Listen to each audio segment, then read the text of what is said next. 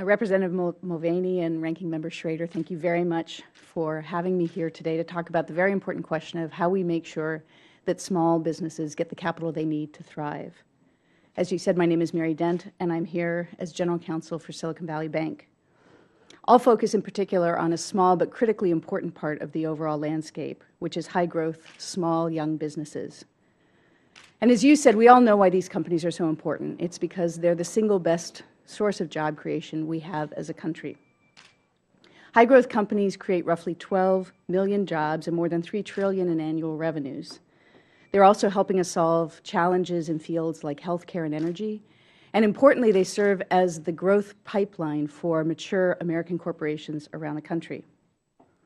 SVB, as its name implies, works pretty much exclusively with these high-growth companies. We work with about half of the venture-backed companies all around the country through 27 different offices, and we're one of the only banks in the United States that will lend to startups before they're profitable. I'll first talk for a minute about what I see in bank lending. I'll then touch on what's happening on the venture capital investing side of things, and then a bit on the intersection between policy and the world of startups as we see it. So first on bank lending. While access to credit does remain an issue in the broader economy, in the sectors that we serve, actually loans are readily available. There are a few other sectors today that can deliver the kinds of risk-adjusted returns that banks can get lending to high-growth technology companies, and so competition there is actually fierce. Even for very early-stage companies, on the debt side, we think about the right amount of financing is generally available. The availability of debt does, however, vary by sector. And in clean energy, for example, companies face a very well-known, what we call valley of death, as they try and scale from technology proof to commercial scale production. Turning to the equity front, we recently did a survey of early-stage companies, and their executives said that access to equity funding is their second most significant challenge, right after scaling operations for growth. And we think this reflects a few underlying trends. On the positive side of things, companies are adopting much more capital-efficient models, which means they just need less money to get started and to begin growing. Venture capital investing levels have largely recovered from the steep fall-off we saw during the financial crisis.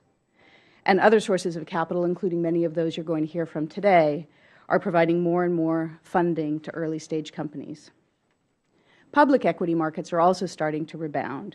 And the health of the IPO market, as you understand from your work on the jobs bill, is very important because traditionally about 90% of growth of job creation by high-growth small companies has occurred after they've gone public. But the picture isn't universally rosy. While venture investing has recovered, venture fundraising actually has not. In addition, access to capital remains more difficult in capital-intensive, heavily regulated sectors, most notably life sciences and clean technology. This is already affecting the kinds of innovation that's occurring, and it has potentially serious long-term implications for our country.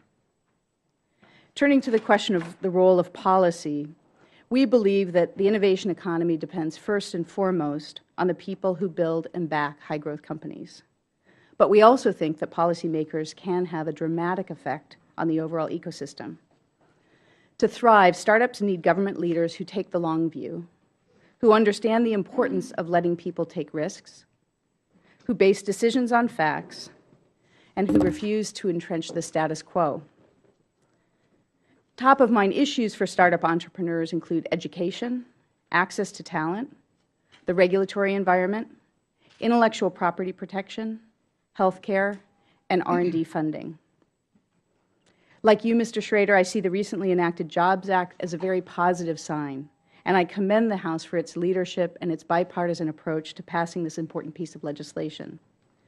I've also been heartened by steps that members of Congress have taken and are taking to make sure that Dodd-Frank is implemented in a way that doesn't inadvertently stifle the amount of capital flowing to high-growth small businesses.